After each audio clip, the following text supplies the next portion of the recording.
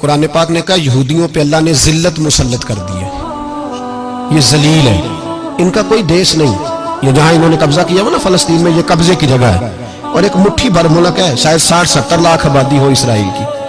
اگر امریکہ اس کی مدد نہ کرے تو اسرائیل قائم نہیں رہ سکتا، اور اس کے گرد 12-14 اسلامی ملک ہیں۔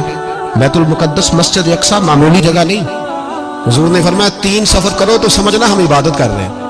کون کون سے؟ فرمایا اگر بیت اللہ جاؤ تو عبادت سمجھ کے جانا، مسجد نبوی کی طرف جاؤ تو عبادت ہے، اور مسجد اقصیٰ کی طرف جاؤ تو یہ بھی عبادت ہے۔ اور فرمایا مسجد اقصیٰ میں جس نے ایک نماز پڑھی اسے 25,000 نمازوں کا ثواب ملے گا۔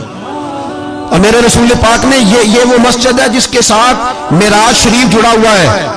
قرآن پاک نے کہا کہ اس مسجد میں سبحان اللہ اسریٰ بعبدہ لیلا من المسجد الحرام الی المسجد الاقصیٰ۔ مسلمانوں، قرآن کہتا ہے کہ تمہارے معراج کی شان رسول پاک کی مسجد اقصیٰ سے جڑی ہے۔ جس محبوب کو رب معراج کرائے تو مسجد اقصیٰ میں لا کے کرائے۔ وہ جگہ معمولی جگہ ہے، وہ معمولی جگہ ہے مسجد اقصیٰ۔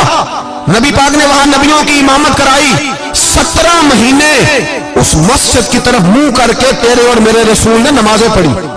چھوٹی جگہ ہے، اور پوری دنیا کا مسلمان اسے چاہیے شرم سے گڑ جائے۔ ایک امریکہ کا صدر بول کے کہتا ہے کہ اسرائیل کو اجازت ہے اسے دارالحکومت بنائے، اور مسلمان حکمران بیان دے رہے ہیں ظالموں، لٹیروں، تم اپنی سیاستیں چمکانے کے لیے پہلے ایک دوسرے کو گالیاں دیتے ہو، پھر اکٹھے بیٹھ جاتے ہو نمبرنگ کرنے کے لیے۔ تم دین کے اس مسئلے میں سارے اکٹھے کیوں نہیں بیٹھے؟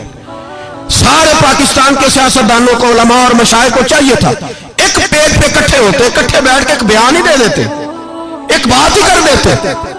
پھر میرا سلوٹ ہے ترکی کے صدر کو، پھر میرا سلوٹ ہے ترکی کے صدر کو۔ عجیب بات ہے نا کہ اس کے پاس ایٹمی طاقت آپ سے کمزور ہے، آپ کی تگڑی ہے۔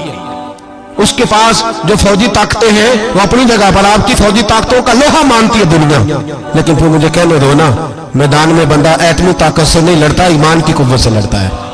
وہ بول اٹھا ہے نا، کیا کر لیا اس نے اپنی پارلیمنٹ سے خطاب کیا۔ اس نے بہت عرصہ پہلے کہا تھا مسجد اقصیٰ میری خواب میں آئی تھی، اور رو کے کہتی تھی آئے مجھے کوئی صلاح الدین ایوبی کا ماننے والا، کوئی آئے مجھے بچائے۔ کہتے میری خواب میں آئی تھی اور روتی تھی، کہتی تھی کوئی آئے۔